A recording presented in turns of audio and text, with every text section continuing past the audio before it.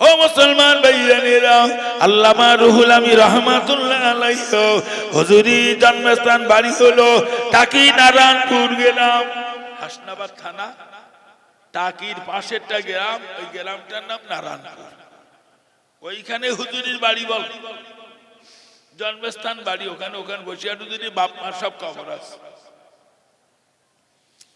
বসিরহাটে বাড়িটা করেছিলেন ওরা ফুরফুরার পীর সাহেব কেবলার নির্দেশ বাড়ি। ফুরফুরার পীর সাহেবের 90 লক্ষের অধিক মুরিদ ছিল। কোনা মুরিদ বলেছি দাদা হুজুরির? 90 লক্ষ বলিনি, ভালো, 90 লক্ষের অধিক। তার ভিতরে 1 লক্ষের অধিক আলেম মুরিদ ছিল। তো অনেক বড় বড় আলেমেরা দাদা হুজুরির কাছে ফতোয়ার কপি নিয়ে যেত যে হুজুর একটা সই করে দেন। দাদা হুজুর দেখতেন, বড় মা সাহেব সই আছে, বলেন বলেন। আবার একজন একটা কাগজ আনলে ফতোয়ার কপি, এতে বড় মা সাহেব সই আছে, বলে হ্যাঁ হুজুর আছে, ঘাস করে সই করতে। মানে বড় মা সাহেবের সই আছে মানে উনি আর দেখবে না সই করতে।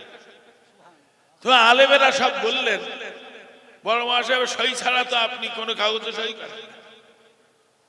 কিন্তু তিনি এমন একটা জায়গায় বসবাস করেন সেখানে যাওয়া খুব কঠিন। 100 বছর আগের কথা বলছি।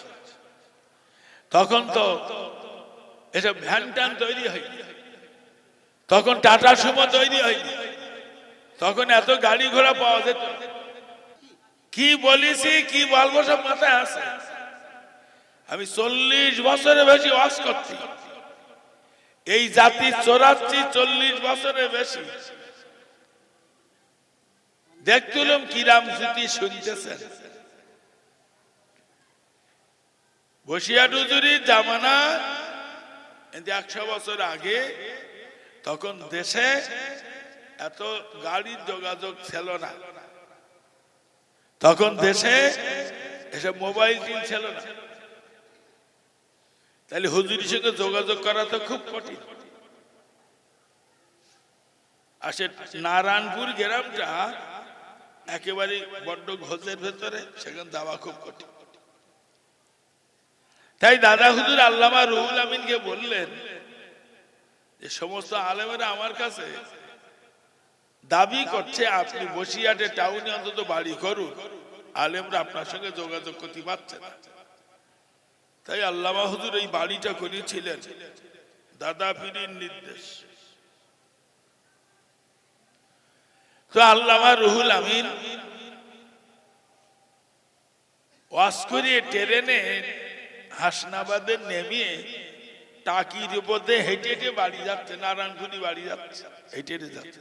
তো ভ্যান ট্যান জন্মায়। তো টাকি জমিদার বাবুদের ছেলেরা আল্লামা রুহুল আমিনের সঙ্গে একসঙ্গে পড়াশোনা করেছিলেন।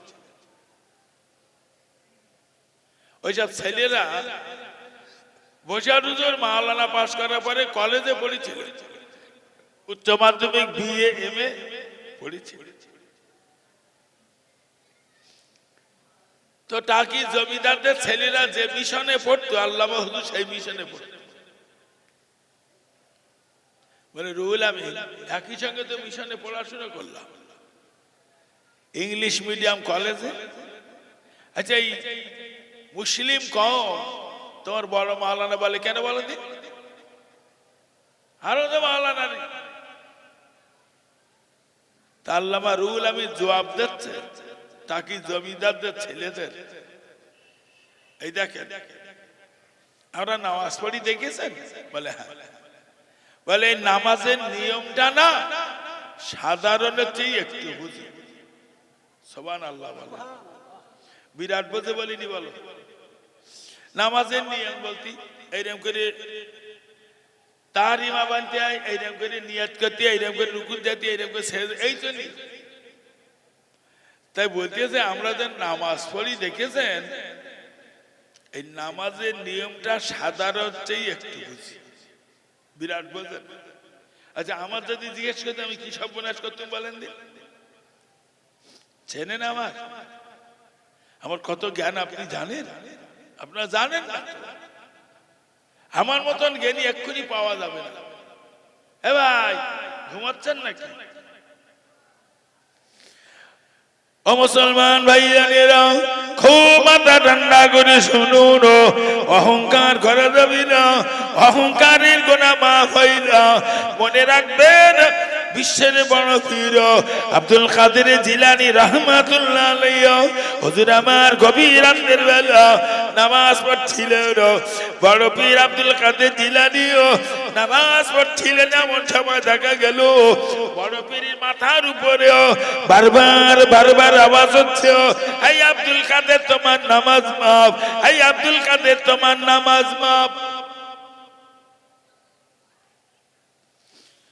বড় পীর সাহেব নামাজ ছেড়ে দেন, ওই নামাজ মাফ বলেই যাচ্ছে শুধু।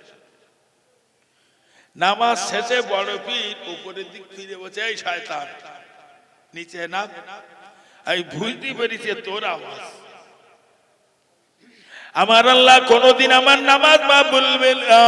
আমার আল্লাহ পাক জান্নাতে সার্টিফিকেট দিয়েছেন হযরত আলী রাদিয়াল্লাহু তাআলা আনহু। হযরত আলী সারা রাত দাঁড়িয়ে দাঁড়িয়ে দাঁড়িয়ে দাঁড়িয়ে নামাজ পড়েছেন, আমার আল্লাহ পাক জান্নাতে সার্টিফিকেট দিয়েছেন। হযরত ওসমান গনি রাদিয়াল্লাহু তাআলা আনহু, হযরত ওসমান সারা রাত দাঁড়িয়ে দাঁড়িয়ে নামাজ পড়েছেন, আমার আল্লাহ ওসমানের নামাজ মাফ বলিল। হযরত ওমর জান্নাতে সার্টিফিকেট পেয়ে গেছেন, হযরত ওমর সারা রাত দাঁড়িয়ে দাঁড়িয়ে নামাজ পড়েছেন, আমার আল্লাহ ওমরের নামাজ মাফ বলিল। হযরত আবু বকর আমার নবীর শ্রেষ্ঠতম সাহাবী, তিনি সারা রাত দাঁড়িয়ে দাঁড়িয়ে নামাজ পড়েছেন, আমার আল্লাহ আবু বকরের নামাজ মাফ বলিল। তাম জগতের শ্রেষ্ঠতম মহামানব আমার রাসূলুল্লাহ সারা রাত দাঁড়িয়ে দাঁড়িয়ে নামাজ পড়েছেন। আম্মা জান আয়েশা সিদ্দিকা বললেন, আমার নবী সারা রাত দাঁড়িয়ে নামাজ পড়ার জন্য নবীর পায়ের গোড়ালি গুলো ফেটে ফেটে রস বার হতো।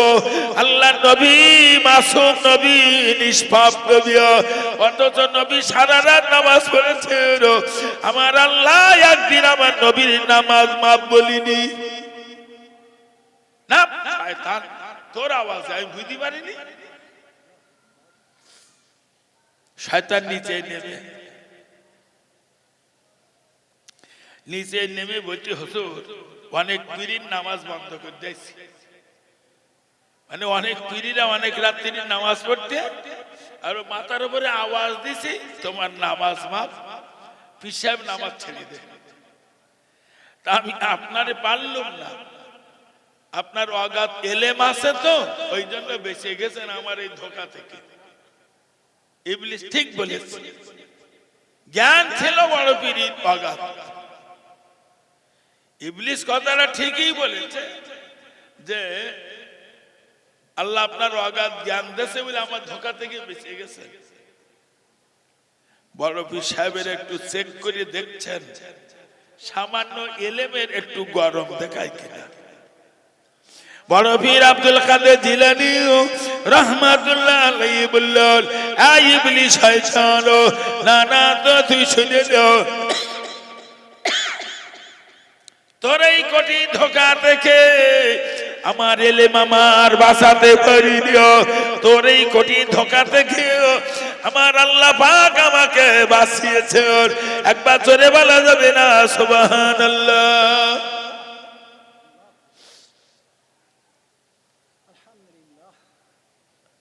আমি বহু জমি জায়গা কিনেছি ভাই, প্রায় 2-3 বিঘে জমি কিনেছি।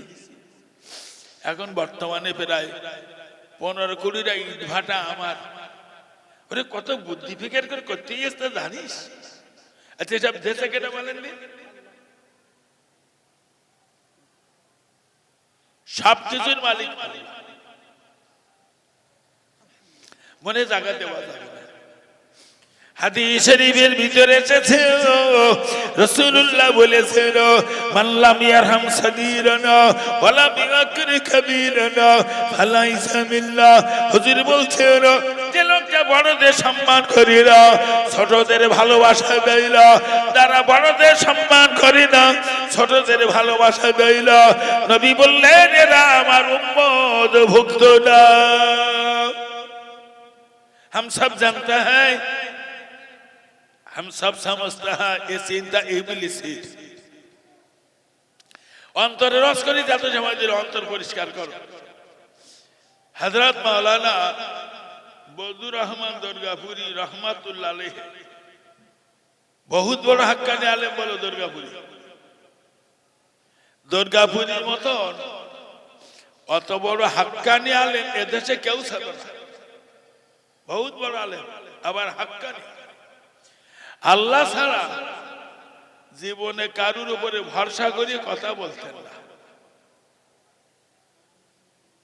তো দুর্গাপুরী মিলাদ করে খোলা পথা এসে নেমেছে সকালবেলা, আর 4-5 জনকে ধরে। সেদিন আপনি আমাদের ওখানে গেলেন, বললেন মসজিদ ভেঙে ফেলে দাও, প্রথম ইটির টাকা আমি দেব, তাই এসছে। মানে তখনকার জামানায় মসজিদ তো সব মাটির মসজিদ ছিল। তো বলি যে মসজিদের দেওয়াল ফেটে গেছে, মসজিদে ভেঙে ফেলে দাও, আমার কাছে যেই কোন আমি ইটির টাকা দেওয়ার বলেছে। আর ওরাও গিয়ে দাঁড়িয়ে পকেটে যা ছিল সব বাড়ি গেছে।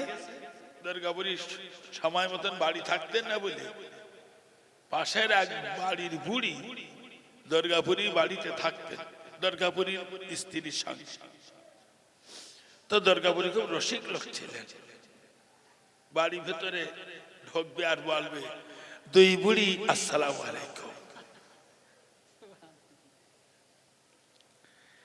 তো হুজুরি স্ত্রী বলছেন, হুজুর বাজার ঘাট তো কিছু তো আজকে কিছু রান্নার নিতে হইতেন না, নজরানা সব দিল সেসব তো মসজিদে ইট কিনতে দেয়, কিচ্ছু তাহলে একটা কাজ করো, তোমরা বুঝে বুঝে সুবহানাল্লাহ বলো। আবু বুঝে বুঝে সুবহানাল্লাহ বলে, আজকে হয়তো আল্লাহ রুজি রাখে না, এরা মালেম সারা দেশে পাবে, আজ রুজি নিতে কি করে। এখন বেশ কিছুটা বেলায় গিয়ে দুর্গাপুরী গোসল করে একেবারে সেজে গুজে বসে বসে সুবহানাল্লাহ। দুর্গাপুরী আজ না খেলি আল্লাহর কি হবে, কিচ্ছা রুজি আল্লাহ রাখিনি দেখি সুবহানাল্লাহ। আমার গিন্নি যদি বলি তো ফেদা থাকবে, হ্যাঁ থাকবে তোমার সুবহানাল্লাহ বলার কাজ নাকি।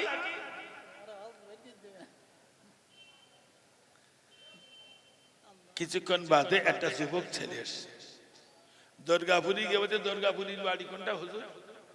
আমি দুর্গাপুরী। তা সালাম মুসাফা করে বলছে, আমার আব্বা অমুক লোক, আপনার 100 টাকা পথ খরচ পাঠিয়েছে, আর ওই এটা তারিখ চেয়ে তারিখ। তো দুর্গাপুরী এটা তারিখ দিয়ে লিখে নিয়ে 100 টাকা নেছে। তোমার তো এখন যাওয়া হবে না, খাওয়া দাওয়া করতে। কত সরল অন্তরের লোক, অন্তরে রস করতে বলে।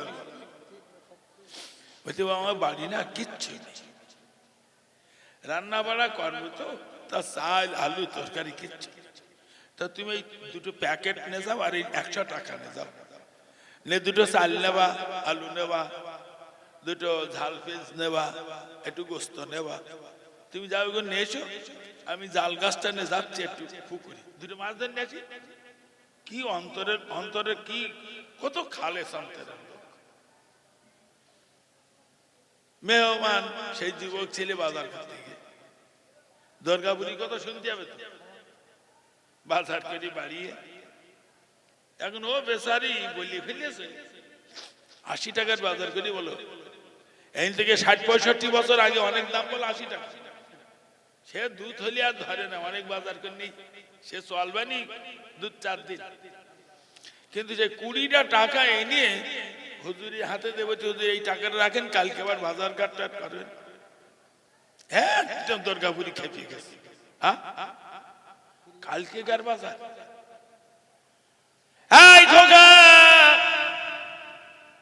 গাছে ডালে পাখিগুলো সারা রাত না খেয়ে আল্লাহ আল্লাহ করি, কাল সকালবেলা কি খাবি ও চিন্তা ওর না, ও চিন্তা আমার আল্লাহ।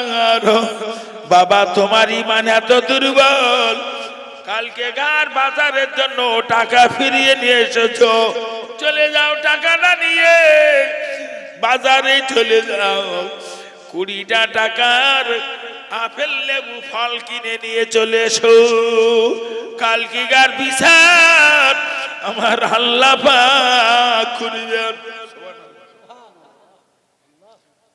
আমি এত সময় ধরে শুধু অন্তরে রস করি বলো তো হুজুর দুর্গাপুরি না কাউকে বায়াত করতেন না। ওনার কাছে কেউ যদি বায়াত হতে যেতেন উনি বলতেন যাও সুফি সাহেবের কাছে, সুফি ফজলুল করিম রহমাতুল্লাহ আলাইহির কাছে পাঠিয়ে দিতেন। বসিয়া হুজুরই পরে মানুষ সব দুর্গাপুরীর কাছে বায়াত হতে গেলেন, বলে সুফি সাহেবের কাছে যাও, সুফি ফজলুল করিম বহুত বড় বুজুর্গ, এত বড় আধ্যাত্মিক আলী সুফি ফজলুল করিম, সামনে গেলি বুক কেঁপতো, মানুষের বুক কেঁপতো। আজকে ভোর দিন আমি 15টা বিড়ি খাইলাম ভাই, সুফি সাহেবের সামনে গেলি বলে, আর দুপুরবেলা এই ভাইয়ের কাছ থেকে 5070 টাকা গুনে নিলাম, সামনে গেলি বলে। আজকে মসজিদে 500 টাকা দান করিলাম, সুফি সাহেবের সামনে গেলি বলে। বিকেল বেলা 15 মিনিট একটু ক্যারাম বোর্ড খেলা করিলাম, সুফি সাহেবের সামনে গেলি বলে। আজকে বিকেল বেলা একজনের বইয়ের হাত ধরে একটু ইয়ার কি করিলাম, সুফি সাহেবের সামনে গেলি বলে। এ ভাই বোঝা যাচ্ছে কি পীর, সাংঘাতিক পীর সুফি ফজলুল করিম। এখন সুফি সাহেবের কাছে উনি পাঠিয়ে দিন, সুফি সাহেবের কাছে বায়াত হয়, দুর্গাপুরি বায়াত করতেন না। এক মাওলানা সাহেব দুর্গাপুরি কাছে গেছে, হুজুর আমার একটু বায়াত করেন। তা দুর্গাপুরি বলতে আমি পিটিন না খোকা, ওই সুফি সাহেবের কাছে, সুফি সাহেবের কাছে বায়াত হয়। এখন সুফি সাহেবের কাছে গেছে গিয়ে বায়াত হয়। 1 বছর পরে দুর্গাপুরীর কাছে বললাম হুজুর আপনি একটু বায়াত করেন, সুফি সাহেবের কাছে পাঠালেন। আমি এই সে নেতারা যোগাযোগ করি তার একটা চাকরি উদ্দেশ্য, তো হিংসুকের কাছে গেছে, গিয়ে বলতে ভাই তুমি বললে চাকরি পাবে না, সে মাস্টারি চাকরি করি, তো চাকরি পারলে কি হবে, জীবনে মাইনে পাবে না। এখন 8-9 মাস মাইনে পায়, শুধু যাত্রা রেস্টিস করি মাইনে পায়। এখন 9 মাসের মাথায় একসঙ্গে সেই ছেলে 9 মাসের মাইনে পায়। তো হিংসুকের কাছে গেছে, গিয়ে হইতে ভাই তুমি বলছিলে মাইনে পাবে না, সেই ছেলে না একসঙ্গে 9 মাসের মাইনে পায়, তাহলে পালি কি হবে, ও জীবনে উন্নতি করতে পারবে না। নিয়ত ঠিক করো, আমি নিয়তের উপর কাজ করতে বলো, অন্তরটাকে পরিচ্ছন্ন করো। আমি ফুরফুরা শরীফের মেজলা হুজুর পীর কেবলা রহমাতুল্লাহ হাতে বায়াত ছিল। আমি ফুরফুরা শরীফের ছোট হুজুর পীর কেবলা রহমাতুল্লাহ সঙ্গে অনেক ওয়াজ করি, ছোট থেকে ওয়াজ করতাম। ছোট হুজুরের মতন এত ওয়াজ কোন হুজুর করি, বিরাট ওয়াজ করতে। মেজো হুজুর বলো কোন হুজুর না, ছোট হুজুরের সঙ্গে কোন হুজুর ওয়াজ করে পারতেন, উনি বিরাট ওয়াজ করতেন। সারা রাত ছোট হুজুর সারা রাত ওয়াজ করতেন, 4-5টা করে মিলা দেখা রাখতে। এখানে মাগরিব পড়ে উঠতে আরো 2-3 জায়গায় করলো, দেখলাম ভোর বেলা গিয়ে এক জায়গায় আছে ওয়াজ করতে করতে বলতে বাবা নামাজের টাইম শর্ট হয়ে আসছে না, দাঁড়াও দাঁড়িয়ে যাও নামাজটা পড়লাম। নামাজ দিয়ে পড়ি দেখা গেল ছোট হুজুর ওয়াজ করছে, বেলা 7-8টা বেজে যাচ্ছে। ছোট হুজুরের মতন অত ওয়াজ কোন হুজুর করি। আমি অস্কতি ছোট হুজুর এসছে, ছোট হুজুর আমার পরে অজে উঠেছেন, এরা অনেক জায়গায় ঘটেছে। তো ছোট হুজুর পীর কেবলা ছোট হুজুরের সঙ্গে ওয়াজ করেনি তো, শুধু ছোট হুজুর ওয়াজ শুনতো, সামনে বসে ওয়াজ। ছোট হুজুর কেবলা বলতেন, বাবা মেথরের না অহংকার মানায় না। আচ্ছা মেথর কারে বলে বলেন? আচ্ছা আমার কাছে কি দেখেছি ওই কারেন্টের খুঁটিতে লেখা আছে এই নাম্বার পাইখানা সাপ, এদিক লেখা থাকে না? না থাকে। এটা নাম্বার লেখা আছে, নিচে লিখেছে ডুবুরি। ওই ওই ওই কারেন্টের খুঁটি ওই রাস্তায় যাই আর নজরে পড়ে তাই। এটা বালতি নিয়ে ঘুরি ঘুরি বেড়াচ্ছে, ওর কাছ থেকে নাক ছিট মেথর, নাক ছিট করবেন না। আমার নবী মেথর ছিলেন জানেন? রাসূল পাক সাল্লাল্লাহু আলাইহি ওয়াসাল্লাম হুজুর আমার রাস্তা দিয়ে হেঁটে হেঁটে যাচ্ছেন, নজরে পড়ে গেল ওদের বাড়ির পায়খানার ওই ঝর্ণাটা রাস্তার উপর দিয়ে এই দিকে যায়। দয়ার নবী গভীর রাতের ওই বাড়ির পায়খানা ঘরটা সাফ করে দিয়েছেন, জোরে বলা যাবে না সুবহানাল্লাহ। মেথর দেখে নাক ছিটকাবেন, জন খাটা লোকটার দেখে নাক ছিটকাবেন। নবী জন খেটেছে। রাখালের দেখে নাক ছিটকাবেন, নবী রাখালি করে। নবী ছোট হুজুর বলতে, বাবা আমরা না সবাই এক একজন মেথর। কারণ যে পায়খানা পরিষ্কার করে তার কি বলে? মেথর। তা প্রত্যেকটা নারী পুরুষ প্রতিদিন পায়খানা করে, ঠিক না বেঠিক? পায়খানা করে না? কেটে কেটে হাত তোলে। আচ্ছা ওই পায়খানাটা ধুয়ে সাফ করে দেয় কেন বলেন?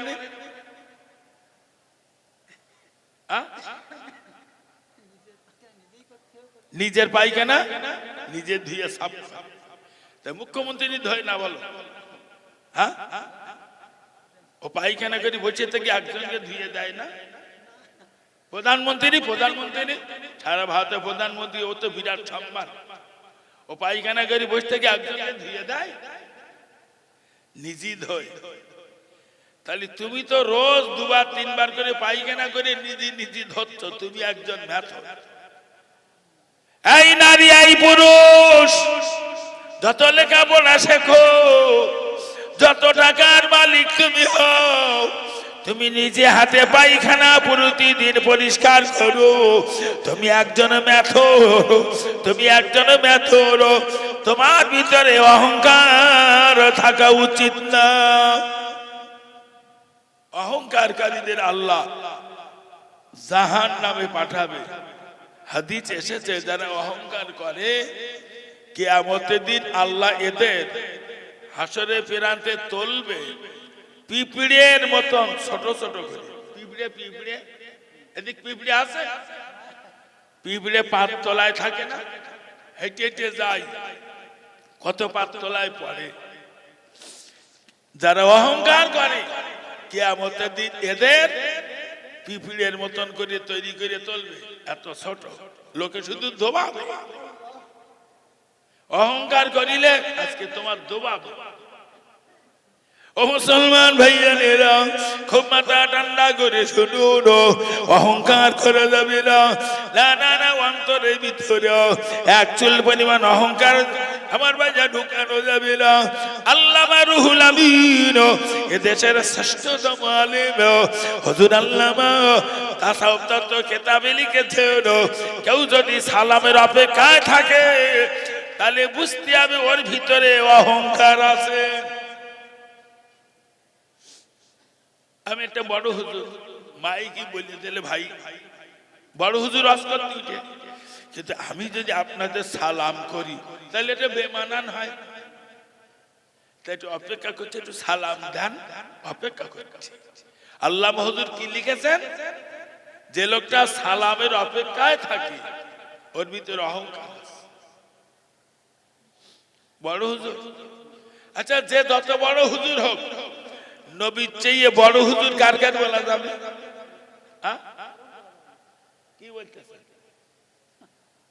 আজকে 40 বছর ধরে হাদিস পড়াচ্ছে, ও বড় হুজুর না? নবীর চেয়ে বড় হুজুর কারু বলা যায়? আল্লাহ নবী যেদিন নবুয়াত পেয়েছেন, নবীর বয়স সেই দিন 40 বছর। নবী 40 বছর বয়সে নবুয়াত পেলেন। এই 40 বছর বয়সে নবী কলেমার দাওয়াত দিচ্ছিলেন। নবীর হাতে হাতে কলেমা পড়েছেন। মক্কার অনেক বয়স্ক মানুষের 80 বছরের বৃদ্ধটা নবীর হাতে হাতে কলেমা পড়েছেন। 70 বছরের বুড়োটা নবীর হাতে হাতে কলেমা পড়েছেন। 40 বছরের ছেলেটা নবীর হাতে হাতে কলেমা পড়েছেন। 25 বছরের যুবকটা নবীর হাতে কলেমা পড়েছেন। 17 বছরের যুবকটা নবীর হাতে হাতে কলেমা পড়েছেন। মক্কা বা মদিনার অনেক শিক্ষিত বুদ্ধিজীবীরা নবীর হাতে কলেমা পড়েছেন। না না না, মক্কা মদিনার অনেক অশিক্ষিত মানুষেরা নবীর হাতে হাতে কলেমা পড়েছেন। নবীর সব সাহাবী আলেম ছিলেন না। ও মুসলমানেরা, খবর ঠান্ডা মাথায় বুঝুন, যে বাজারা আমার নবীর হাতে হাতে কলেমা পড়েছেন, শিক্ষিত অশিক্ষিত, কম বয়সের লোক, বেশি বয়সের লোক, আল্লাহ নবী ছোট বড় শিক্ষিত অশিক্ষিত দেখতেন না। নবীর সামনে যাকে নবী পেতেন, আমার নবী আগে আগে সালাম দিতেন। তুমি বড় হুজুর, তুমি বসে রয়েছ, একটু সালাম করুক আমার। ইয়াকুব নাকি বড় হুজুর? জাহান্নামে যাবা, জাহান্নামে যাবা, সালামের জন্য বসে রইল, একটু সালাম নেবা। তাই সালাম দেওয়া শেখো। কেনা বড় কেনা ছোট দেখতে সালাম দিতে হয়। শ্বশুর জামাইরই সালাম দিতেন। নবীর জামাই না হযরত আলী? নবী যেদিন কলেমা পড়াচ্ছিলেন হযরত আলী রাদিয়াল্লাহু তাআলা, ওই দিন আলীর বয়স 17 বছর, নবীর বয়স 40 বছর। হযরত আলী রাদিয়াল্লাহু তাআলা আমার ভাইয়া তো বয়স কম, আমার নবী আলীর আগে আগে আগে আগে আমার নবী সালাম দিতেন। শ্বশুর জামাই সালাম দিচ্ছে, আর আমার জামাই আমার সালাম দিতে রাজি না। বোঝা যাচ্ছে নাকি?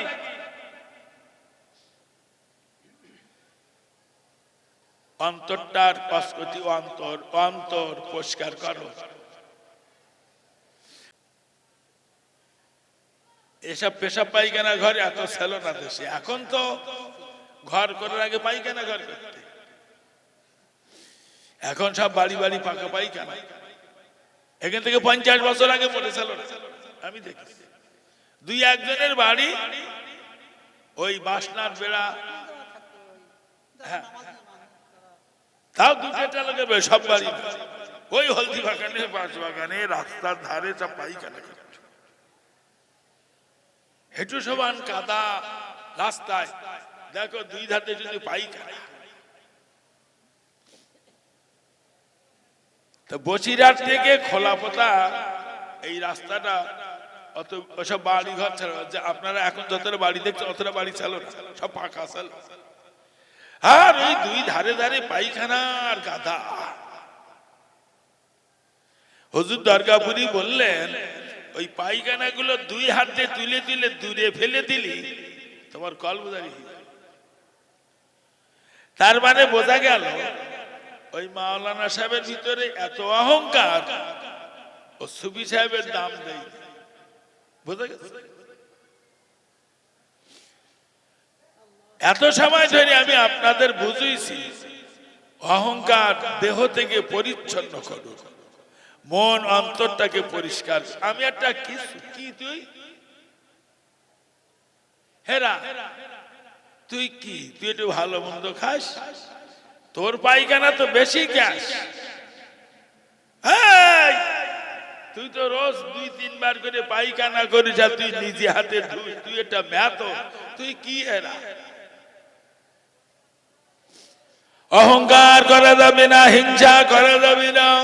ও আমার ভাই জানে না, অহংকার করা যাবে না। মনে রাখবেন, টাকার গরম যদি আপনি দেখান, কারুনির মতন টাকা কারুর ছিল না। কারুনির ঘরে কতটা টাকা ছিল কারুন জানতো না। কত টাকা ছিল? একটা উট, কত ক্ষমতাশালী একটা উট, কয়েক বস্তা মারলে উট চলতে পারে। তো কারুনির ওই লোহার বাক্স ভর্তি সব টাকা, ওই লোহার বাক্সর চাবিবতী, শুধু চাবিবতী 70টা উট লেগবে। তাহলে চাবি কতটা ছিল, তালা কতটা ছিল বলা যাবে? আর টাকা কি টাকা বলেন দিন, সব সোনার টাকা। কত হাজার আনেন চেষ্টা বলা যাবে না, কত হাজার লোহার সিন্ধুক বলা যাবে না, শুধু চাবিবতী 70টা উট লাগতো। এত সোনার টাকা কারুনির আল্লাহ দিল, কারুন টাকা জাকাত দিতে রাজি হলো না।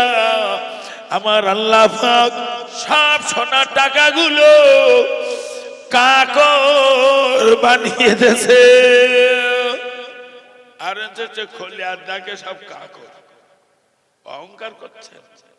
টাকার গরম, অর্থের গরম, বুদ্ধির গরম, শিক্ষার গরম, গার বলের গরম, বাহুর গরম দেখাচ্ছ। আমার এই বয়সে কত লোকে দেখলাম গার বল, বাহুর বল, বিরাট হমরা সমরা। কিছুদিন পরে দেখলাম সে দুর্বল হয়ে মরে গে। আবার দেখলাম একজন বিরাট বাহুর বল দেখালো, সেও দেখতে সব সিসি করতে সব চাই। এই কোটা দিন একটু বাহুর বল দেখালে কি হবে? ও যুবকরা, গায়ে বল টল আছে? অন্তরে রস করে দিল। আমি এত সময় ধরে শুধু অন্তরটাকে পরিচ্ছন্ন করে, মনটাকে পরিষ্কার করে। অন্তরের খবর কেডা রাখে? কোরআন বলছে ইন্নাল্লাহ আলিমুম বিযাতিস সুদূর, নিশ্চয়ই আমি আল্লাহ অন্তরের খবর রাখি। আমরা মাদ্রাসা তৈরি করেছি কোন অন্তরে, কোন নিয়তে মাদ্রাসা করেছে? ফুরফুরার পীর আবু বকর, আল্লামা রুহুল আমিন, এরা দেশের শ্রেষ্ঠ আলেম ছিল না? না কি বলতেছে? এরা মাদ্রাসা তৈরি করে গিয়ে 800 কোন নিয়তে করে? এরা নিয়ত করেছে যে সমাজে কিছু উপযুক্ত আলেম তৈরি হোক।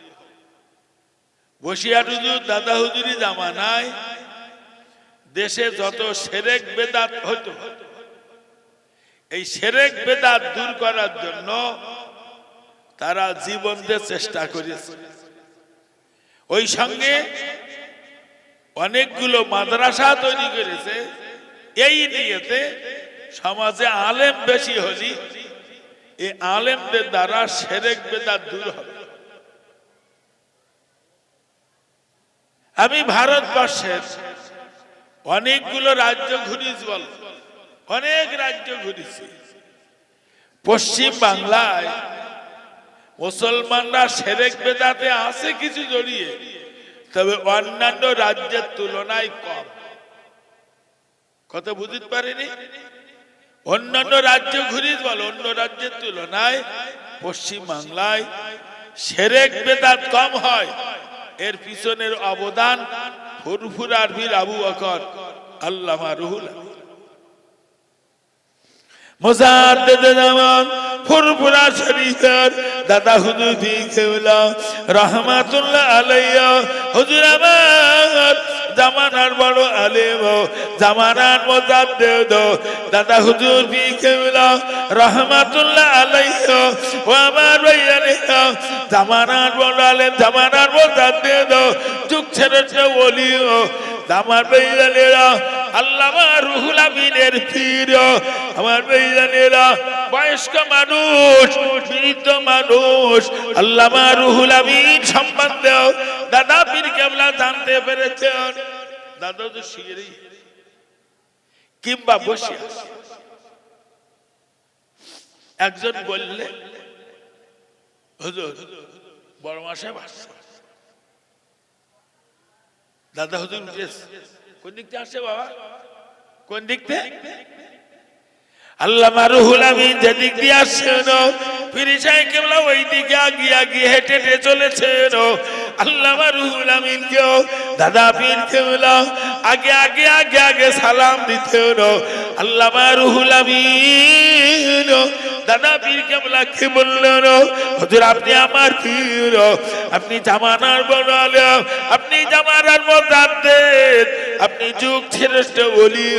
হুজুর আপনি আমাকে দেখে দাঁড়িয়ে যান, হুজুর আমাকে দেখে আপনি আগিয়ে আসেন। আপনি বৃদ্ধ মানুষ শুয়েছিলেন, আমি শুনলাম আমার কথা শুনে আপনি হেঁটে হেঁটে আগিয়ে এসেছেন। হুজুর আমার বড় বেয়াদবি মনে হয়। পীর সাহেব কেবলা বললেন, ও বাবা বড় মাওলানা, আমি আপনাকে দেখে সম্মান করি না। আল্লাহ পাক আপনাকে যে এলেম দিয়েছেন, ওই এলেমের মর্যাদার খাতিরে আমি দাঁড়িয়ে যাই। দাদা হুজুর বসে যদি সালাম দিয়েছে, মানে দাদা হুজুর ছোট হয়ে গেলে? ছোট হয়? কারো সম্মান করলে ছোট হয়।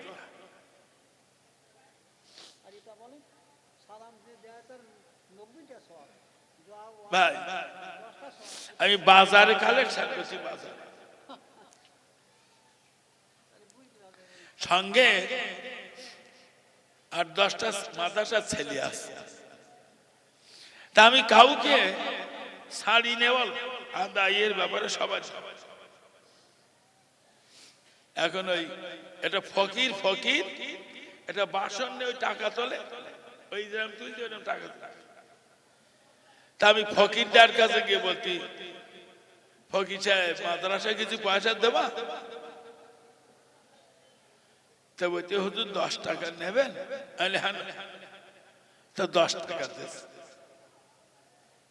ছেলেরা বলছে আপনি কি মানুষ হুজুর, এই ফকির কাছে 10 টাকা নিলেন?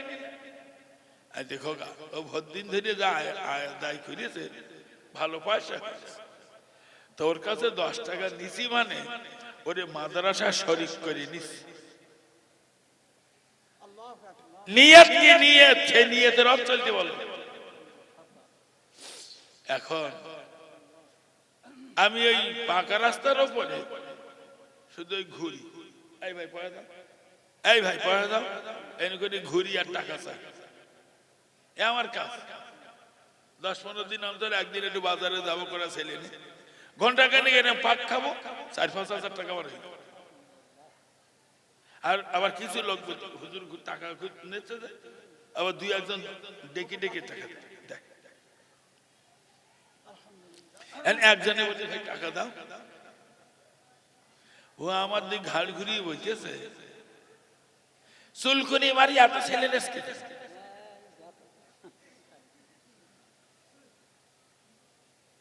তা আমি তাড়াতাড়ি লোকটা ধরে বললাম, ভাই আপনার কাছে টাকা চাওয়াটা বেয়াদবি, ভুল হয়ে গেছে, আমার কিছু মনে করবেন।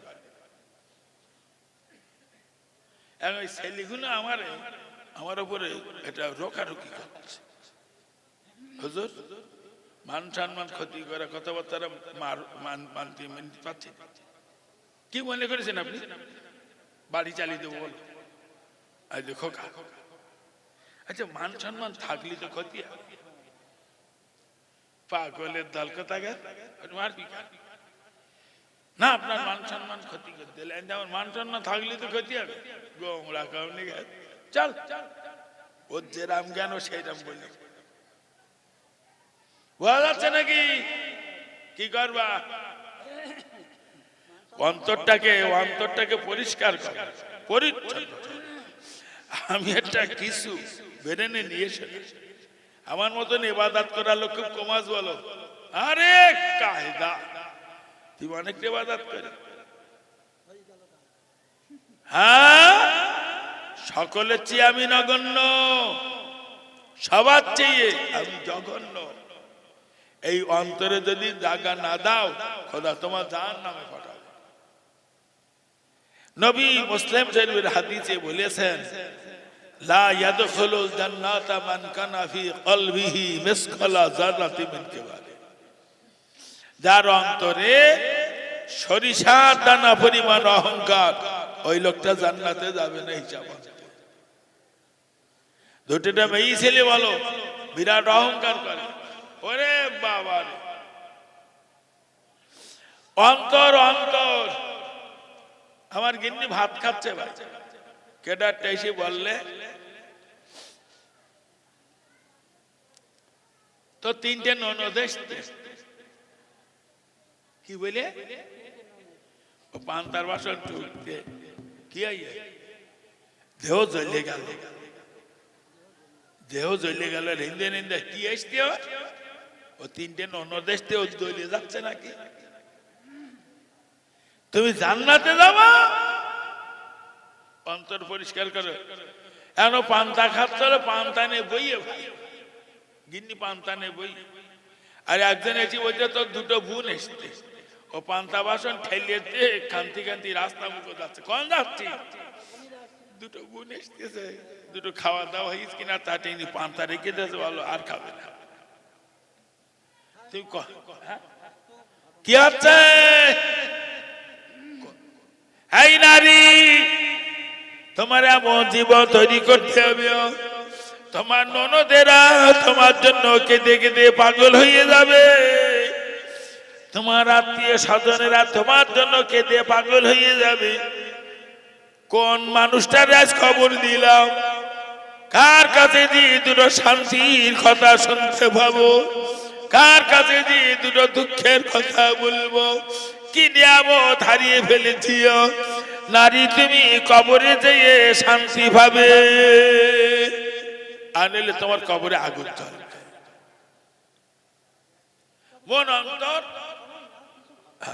নারী পুরুষ অন্তরটাকে পরিচ্ছন্ন করে। ভাই, আমার ভাইগুলো সঙ্গে মানে আমার কোনো আলাপ বিলাপ নেই। আমার বোন বোনাই কিনা আমার ভিটে আসার হুকুম নি বল। আমার কোনো ভাগ্নি ভাগনা জীবনে ভাত পায় না আমার বাড়ি, কবরে গিয়ে শান্তি। তো আমি আর বাড়াবো না, বলতি না বলতি 9:30 ছাড়িয়ে গেছে। দোয়া করবেন, যা আলোচনা করি তার চেয়ে আমলটা যেন বেশি করতে পারি। এই জামাই প্রত্যেকের অন্তরের খবর রাখি। কথা বোঝা যাচ্ছে নাকি কি বলতেছি? আল্লাহ বললেন আমি প্রত্যেকের অন্তরের খবর রাখি। আর বুখারীর হাদিস বলছে ইন্নামা আমালু বিন্নিয়াত, আল্লাহ পাক কিয়ামতের দিন বিচার করবেন নিয়তের উপর। নামাজ পড়িয়েছেন কোন নিয়তে,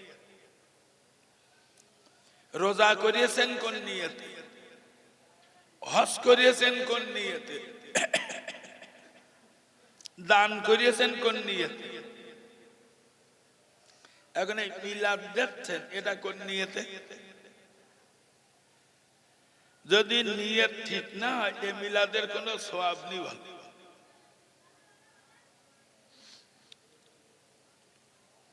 নামাজ পড়ার মোটে ইচ্ছা না ভাই, কিন্তু এমন একটা জায়গায় মেয়ে বেঁধেছি যেরাম বেই সেইরাম দিন সেইরাম জামাই সব নামাজ বাধ্য হয়ে নামাজ পড়তে হচ্ছে। তাহলে নামাজ বলো আল্লাহর খুশির জন্য হচ্ছে না, কার জন্য বলেননি? বেইবিনির জন্য। রোজা থাকার মতন না ভাই, ইচ্ছা না, কিন্তু ছোট ছেলেরাও রোজায় রে, আর বউটা ঘেনার ঘেনার করতে তাই রইছে। তাহলে ও রোজাও আল্লাহর খুশির জন্য হইল। আমার নলেজে হাজী সাহেব আছে, শুধু মানছি খারাপ বলবে তাই হজ করি। মানছি খারাপ বলতে কি মানুষ তুই, হজ করলি না তাই হজে গেছে। আমার নলেজে এমন হাজি আছে যা কাজ করিয়েছে খুন হয়ে যাওয়ার কথা বল, তাই খুন হবার ভয়তে তাড়াতাড়ি হজ করি। এরম হাজি আমার নলেজে আজও। আমরা এই মাদ্রাসার জন্য লোকের কাছে টাকা চাই, মোটে দেয় না টাকা, বিরাট খাতির জোর করে পকেটে 5,000 টাকা বের করে নিয়েছি। তখন কি বলতে জানেন? বলতে তালি ওটা জাকাত বাবদ লিখে নেবে। জাকাত জাকাত দিতে গেলে আমার খুঁজিয়ে আমার দিতে হবে, কিন্তু আমি কি করে নিয়েছি জাকাতটা জোর করে। ওর কি জাকাত দেওয়া বলে? এই মিলাদ চালায় 3 দল লোক। এক দল লোক মিলাদ দেয়, আর এক দল লোক মিলাদ করে, আর এক দল লোক মিলাদ ছড়ে। এই 3 দল লোকের নিয়ত যদি ভালো হয় তাহলে এর সওয়াব অনেক বলো। আর যদি এই 3 দলের নিয়ত খারাপ হয় এ মিলাদে কোনো সওয়াব নেই, কিচ্ছু একদম বেকার। যারা মিলাদ যাচ্ছে এর নিয়ত কি? গোড়া দি কুটুম আসবে, যুবক যুবতীদের নিয়ে একটু রং তামাশা করব, এই নিয়েতে মিলাদ বেশি দিচ্ছে বলে। এখন বেশিরভাগ মিলাদ হচ্ছে এই নিয়েতে, একটু রং তামাশা করার জন্য মিলাদ। তাই যদি না হইতে এত দোকান দেয়, তবে এখনকার এই মিলাদে সওয়াব হয় না বলো। আমি বহুত দিন আগের মিলাদ করতে বলো, আজকে না। তো আগে যখন মিলাদ করতাম তখন কারেন্ট জন্মাইনি, জেনারেটর জন্মাইনি। আমি যখন মিলাদ করতাম তখন হেরিকেনের মিলাদ, হেরিকেন হেসাকের মিলাদ করতাম, হেসাক ধরিয়ে মিলাদ হইতো। ও মিলাদে বিরাট সওয়াব ছিল। এই কারেন্টের মিলাদে সওয়াব হয় না বলো, বরঞ্চ বেশি পাপ হয়। কেন পাপ হয়? আমার ভাই ছেলে, যুবক ছেলে, আর আমার যুবতী মেয়ে দুটো গেটা বেগুনি কিনে, ও এক কামড় মিটছে, এক কামড় মিটছে। কামড় মারতে মারতে বেগুনি ফুরিয়ে গেছে, কি করবে? ভাত ছেলে আমার মেয়ের মুখে কামড়াচ্ছে, আমার মেয়ে ভাত ছেলের মুখে কামড়াচ্ছে। ওই বাগানে গিয়ে ব্যভিচার করে সব বাচ্চা। এখন বেশিরভাগ মিলাদ এইসব হচ্ছে বলো সওয়াব। যারা মিলাদ দিচ্ছে, মিলাদ কমিটির কবরে সেকেন্ডে সেকেন্ডে বাস পড়বে, তোর মিলাদ দেওয়ার স্বাদ জন্মের মতন মিটে যাবে। হেরিকেন ধরিয়ে মিলাদ দিও, সওয়াব হবে। সে সওয়াব ওজন করা বাটকারে এত সওয়াব, এই মিলাদে বিরাট সওয়াব ভাই।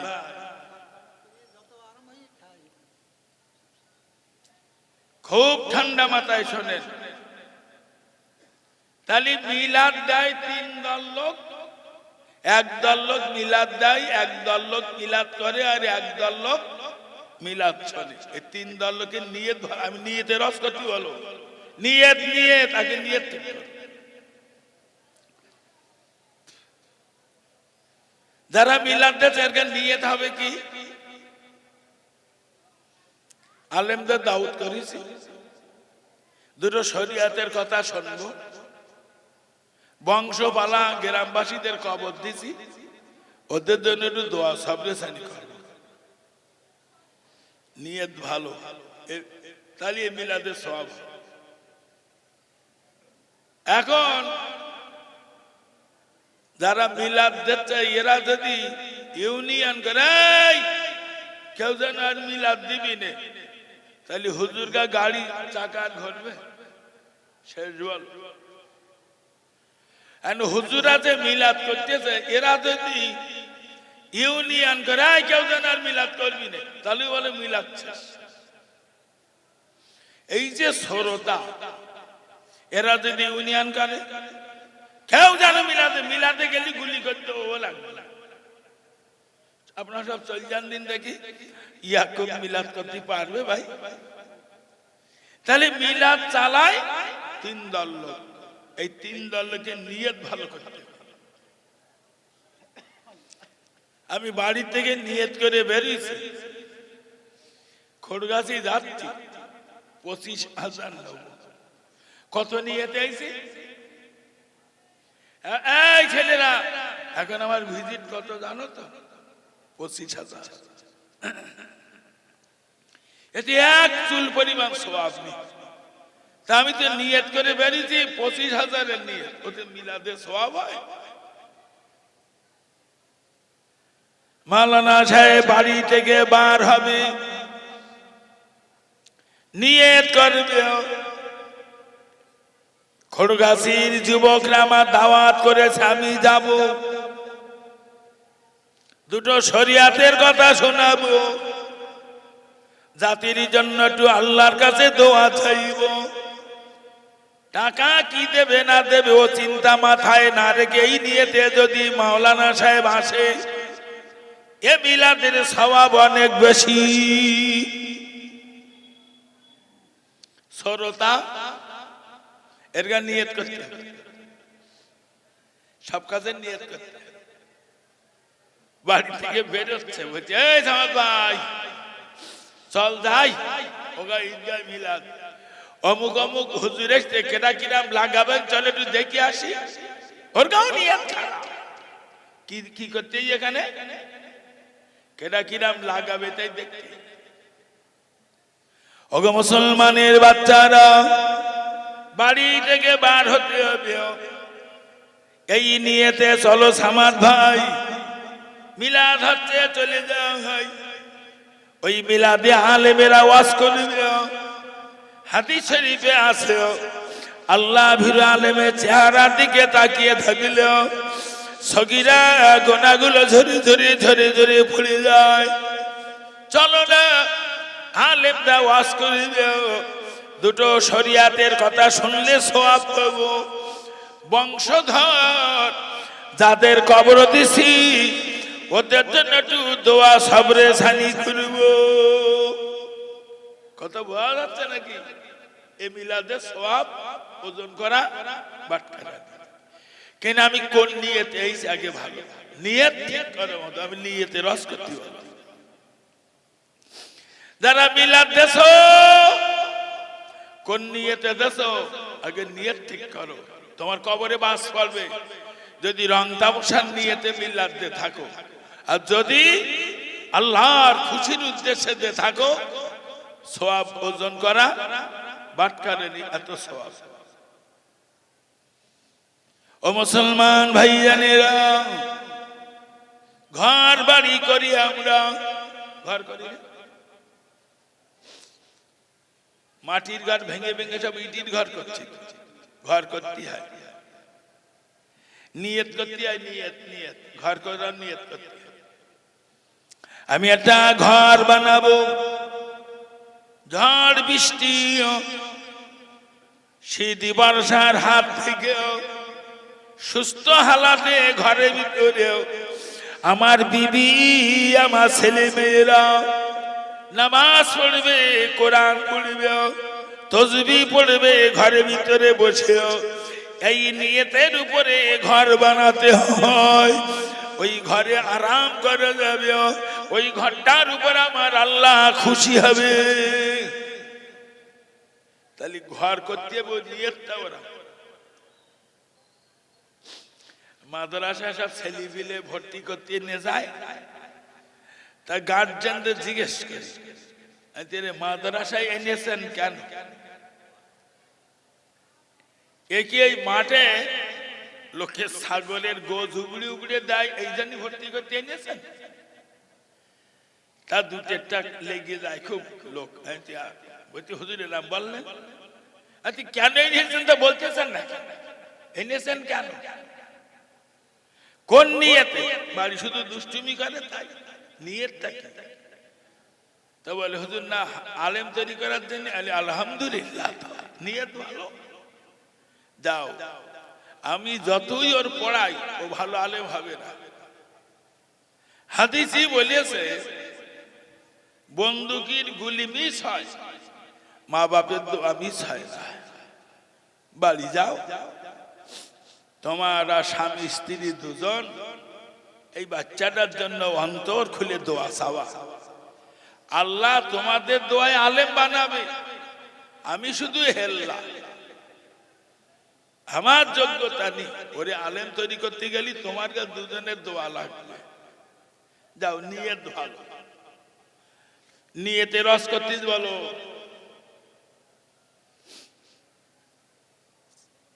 প্রত্যেকটা কাজের নিয়ত যদি ভালো হয় আল্লাহ খুশি হয়। বললাম রোদ পানির হাত থেকে একটু শান্তির সঙ্গে ঘরে বসে নামাজ পড়বো, কোরআন পড়বো। আমি যদিও মসজিদে নামাজ পড়ি, আমার গিন্নি তো মসজিদে যাবে না, ও ঘরে নামাজ পড়বে। আমি ঘরে অবসর টাইমে একটু কোরআন পড়বো, তসবিহ পড়বো, কিছু নফল নামাজ পড়বো। এই নিয়তে ঘরটা করলো, ওই ঘরে আল্লাহ খুশি। অথচ সেই ঘরে আবার খাওয়া দাওয়া করলো, সেই ঘরে ঘুমতি পারলো, আল্লাহ অখুশি হয়। কোরবানি করি, নিয়ত কি? এখন তো কোরবানি হচ্ছে, বেশিরভাগ কোরবানি হচ্ছে না। ক টাকার গরু কিনে ভাই বলছে 25,000 টাকা। তাই বললাম একটা গরু, আমি এবার 60,000 টাকার গরু কিনেছি। ভাই বলছে তুমি আবার 60,000 টাকার গরু কিনো, আমি আবার 90,000 টাকার গরু কিনেছি। কোরবানি হচ্ছে বলে বলে আল্লাহর খুশি নিয়েতে কোরবানি যদি না হয় 90,000 টাকা পানিতে ফেলে দেওয়া হবে। ফতোয়ার কেতাবে লেখা আছে একটা গরুতে 7 জনের বেশি লোক কোরবানি করতে পারবে না, কিন্তু 7টা লোকের ভিতরে একটা লোকের যদি নিয়ত থাকে ভালো গোশতটা নেব, ফতোয়ার কেতাবে লিখেছে 7 জনের কোরবানি বাতিল হয়ে যাবে।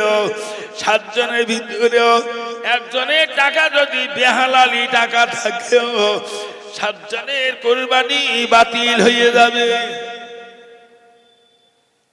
নিয়ত, নিয়ত ভালো করো ভাই। জগৎ বড় না আলেম, জগৎ বড় না আলেম হযরত হাসান বসরি রাহমাতুল্লাহ আলাইহি, বসরায় বাড়ি। হাসান বসরি বড় আলেম বলে তো, উনি বড় আলেম তেমনি বড় বুজুর্গ। এখানে একটা কথা আপনাদের মনে রাখতে হবে, সব আলেম পীর না, আর সব পীর আলেম। সব আলেম পীর না, আর সব পীর আলেম। বসিরহাটের আল্লামা যেমনি বড় আলেম ছিলেন তেমনি বড় পীর ছিলেন। ফুরফুরা শরীফের মেজলা হুজুর পীর কেবলা রাহমাতুল্লাহ আলাইহি বড় আলেম ছিলেন, বড় পীর ছিলেন। ফুরফুরা শরীফের ছোট হুজুর পীর কেবলা রহমাতুল্লাহ আলাইহি বড় পীর ছিলেন, মেজে হুজুরের মতন বড় আলেম ছিলেন না। কথা বুঝতে পেরেছি?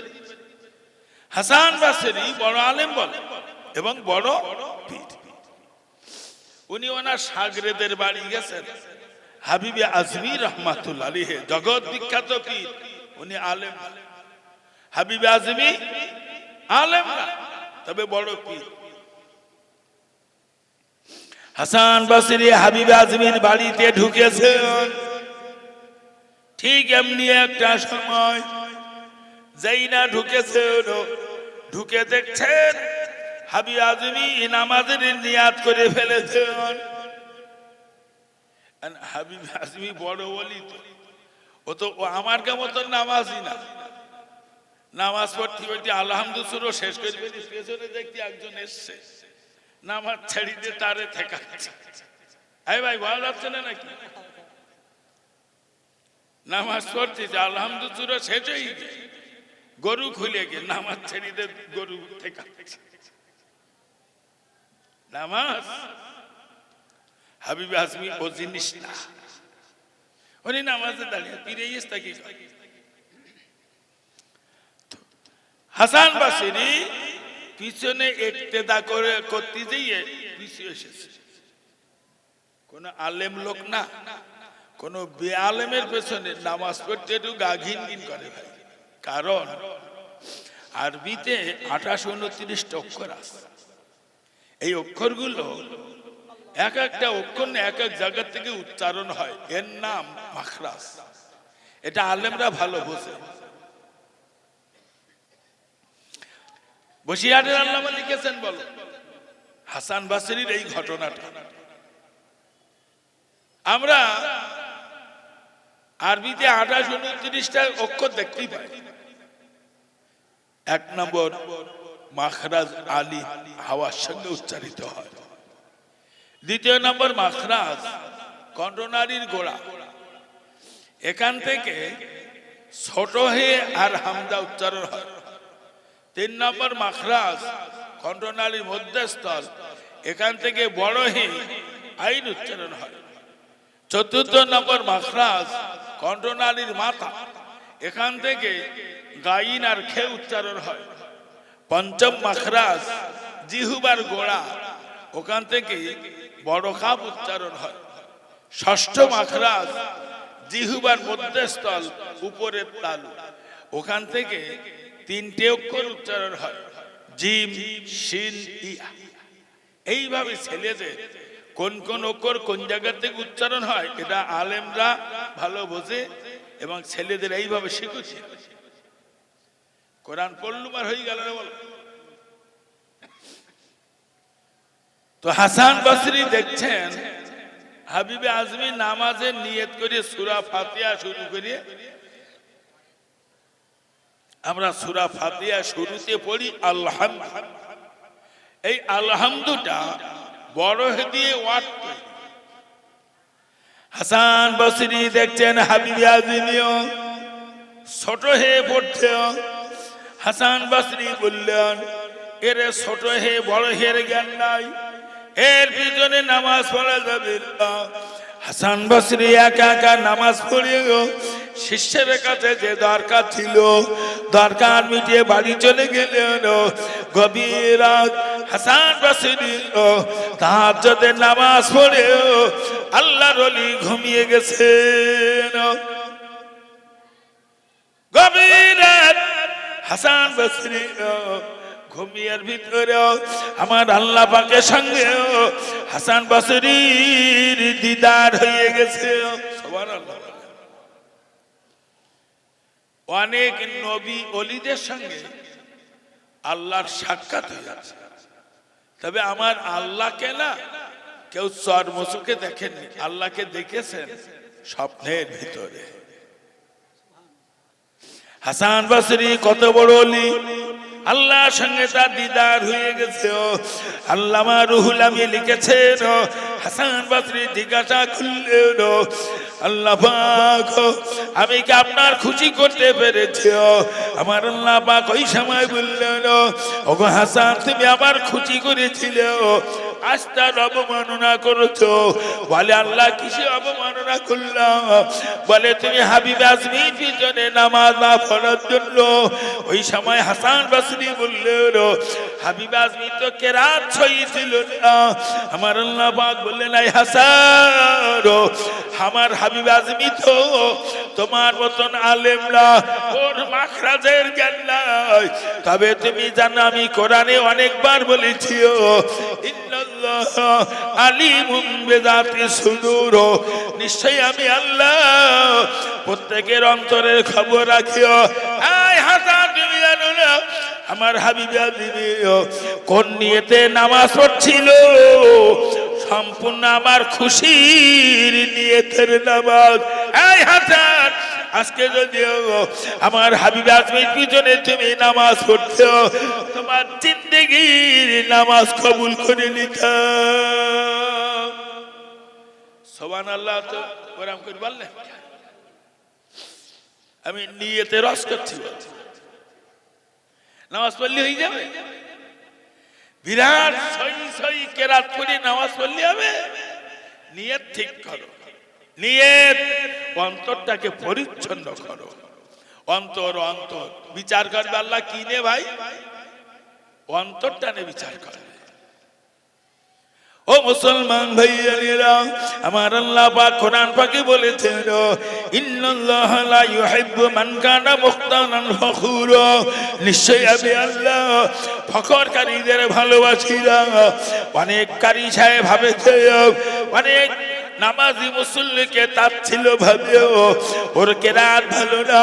না না না, মনে রাখবে কত তাড়াতাড়ি তাচ্ছিল ভাবলে হবে না, তার সম্পর্কে আপনি খোঁজ নিন। মনে রাখবেন আমার ভাইজানেরা, আল্লাহ কোরআন পাখি বললেন, ইন্নাল্লাহা লা ইউহিব্বু মান কানা মুখতানান ফখুরা, নিশ্চয়ই আমি আল্লাহ ফখরকারীদের ভালোবাসি না। অহংকারকারীকে আল্লাহ ভালোবাসে।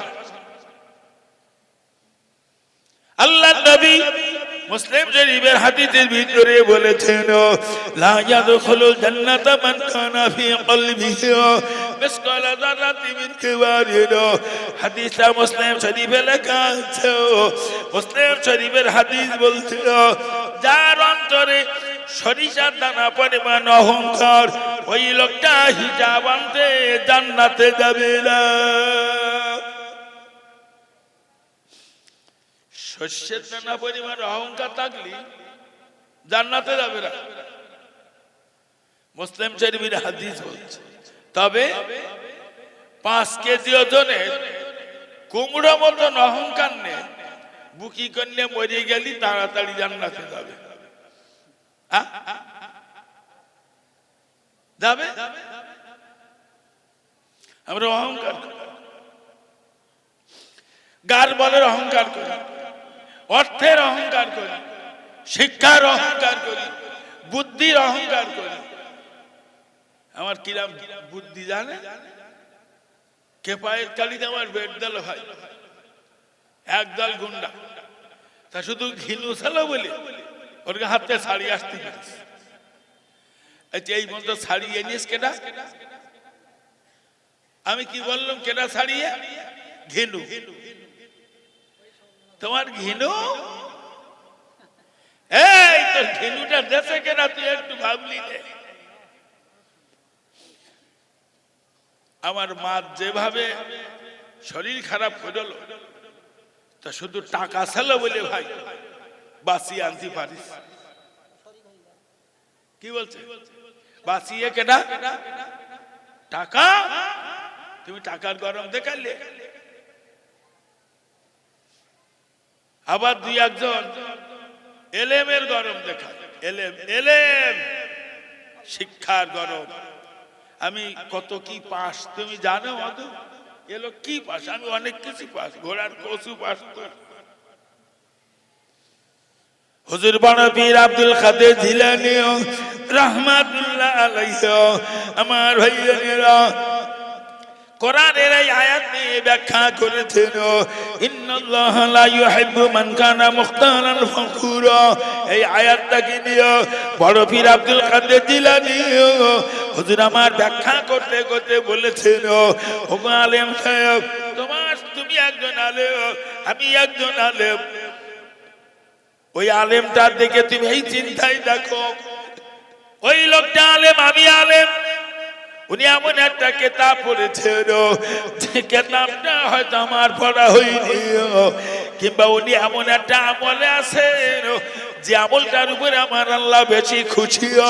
আমি যে আমলটার উপরে আছি আমার আল্লাহ পাক কতটা খুশি না, ওই আলেমটা চেয়ে আমি নগণ্য।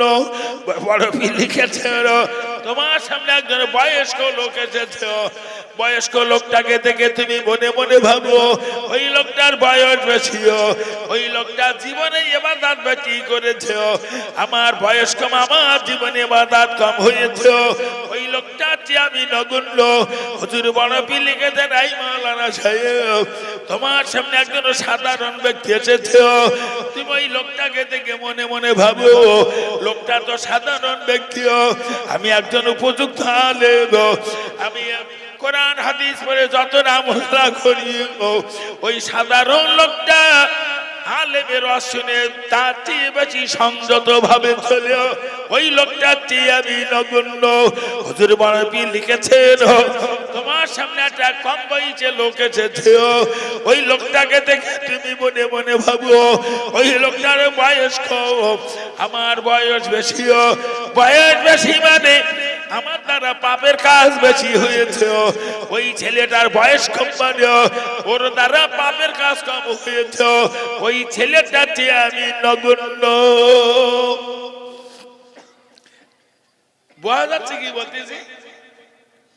বড় পীর যা বুঝিয়েছেন তাতে বোঝা যাচ্ছে এখানে যত লোক আছে সকলের চেয়ে আমি নগণ্য। এই চিন্তা চেতনা যার মাথায় নেই তার ভিতরে অহংকার আছে।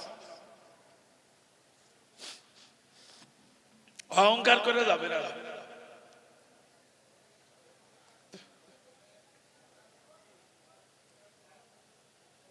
হিংসা আর অহংকার যার ভিতরে আছে এ লোকটা জাহান্নাম। আমাদের ভিতরে হিংসা নেই। রাস্তার ধারে এক বিঘা জমি কিনে আমার ঘুমনি বলো হিংসা, জ্বলিয়ে ফুরিয়ে মরতেছি ভাই। কথা বুঝতে পারেন? এক গরিবের বাচ্চা উচ্চ মাধ্যমিক পাশ করি তো এক বড় মল্লের সামনে গিয়ে বলতেছে, ভাই অমুকের ছেলে এবার উচ্চ মাধ্যমিক পরীক্ষা দেবে, তো ভ্যান চালিয়ে খায়, ছেলেটা লেখাপড়া শিখিয়েছে, বলতে পরীক্ষা দিলে কি হবে, ও পাশ করতে পারবে না। তারপরে আল্লাহ রহম পাশ করিয়েছে, ভাই তুই বললে পাশ করতে পারবে, সে পাশ করিয়েছে। পাশ করলে কি হবে, বিয়ে চাষ করে। তারপরে সে ছেলে বিয়ে ভর্তি, বলতে ভাই তুই বললে বিয়ে চাষ পাবে না, সে বিয়ে ভর্তি। বলছে ভর্তি হলে কি হবে, ও জীবনেও বিয়ে পাশ করতে পারবে না। এখন হিংসুকের যা কাজ, এখন ঘুরিয়ে ঘুরিয়ে আল্লাহর কি রহম, সে ছেলে বিয়ে পাশ করি। হিংসুকের কাজকে বলছে তুই বলে বিয়ে পাশ করে, সে ছেলে বিয়ে পাশ করি। তাতে বিয়ে পাশ করলে কি হবে, জীবনে চাকরি পাবে না। আল্লাহ